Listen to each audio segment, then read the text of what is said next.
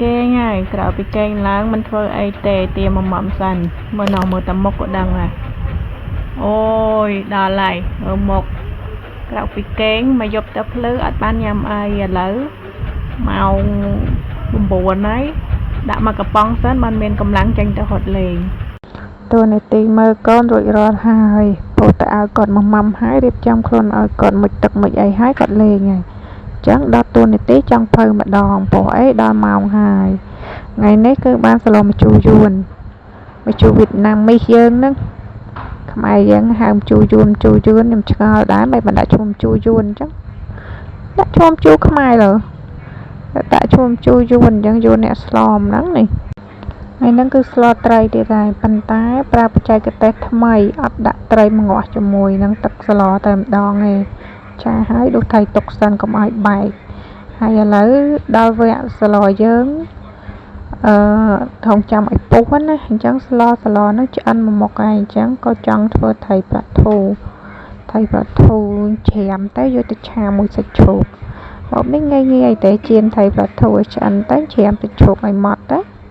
ហើយយើងប៉ងខ្ទឹមហើយឆាសាច់ជ្រូកហ្នឹងឲ្យរាងឆ្អិនបានពាក់កណ្ដាលទៅតែយើងដាក់ថៃប្រាធូដែលយើងច្រាមវាឲ្យម៉ត់ទៅណាដាក់ឆាជាមួយនឹងសាច់ជ្រូកហ្នឹងទៅហើយយើងប្រើប៊ីចេងស្ករ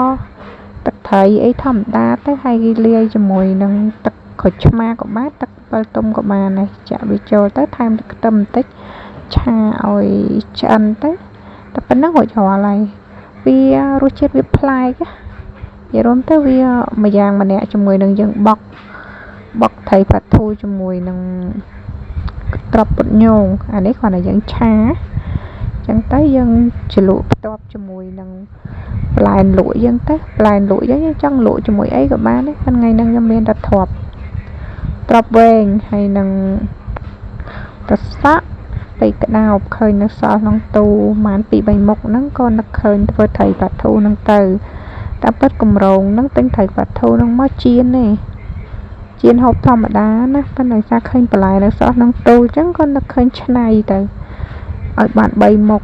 សឡមជូរយួនមួយមុខចៀនថៃប្រាធូនឹងមួយមុខហើយនឹងមុខទៀតហ្នឹងយើងឆាសាច់ជ្រូកជាមួយថៃប្រាធូទៅ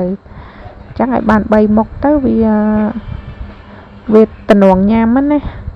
កុំឲ្យថាមួយមុខឆ្កុយខាងលើយើងហូបអានេះមិនត្រូវអញ្ចឹងទៅយើងឃើញអានោះតំណងនោះយើងហូបអានោះទៅមួយម៉ាត់មួយកអញ្ចឹងទៅវាប្លែកមាត់ផងហើយនេះរៀបចំហើយរួចអស់ហើយបន្លែក៏ហើយឆាថៃប្រាធូយើងក៏ហើយនៅមានចៀនថៃប្រាធូ2នោះថៃប្រាធូនឹង4ទិញមកធំគ្រាន់ដែរអញ្ចឹងខ្ញុំចៀនហើយខ្ញុំលែកទៅ2ចៀនហូបធម្មតា2ទៀតនឹងច្រាមឆាជាមួយសាច់ជ្រូកហើយដល់វគ្គរៀបចំហើយហ្នឹងសឡយើងហ្នឹងវាពុះល្មមអញ្ចឹងក៏ខ្ញុំវាយពងមាន់2គ្រាប់ទៅដាក់ចូលក្នុងសឡម្ជូរយើងទៅបងប្អូនខ្លះគាត់អត់ដាក់ពងមាន់ពងទាទេពួកអីអត់ចូលអត់ចំណូលអញ្ចឹងប៉ុន្តែខ្ញុំពេលខ្លះខ្ញុំដាក់ពេលខ្លះអត់ដែរហ្នឹងអញ្ចឹងចុងក្រោយហ្នឹងគឺយើងដាក់ជីទៅជីពី3មុខជាមួយម្អមរួចជាស្រេច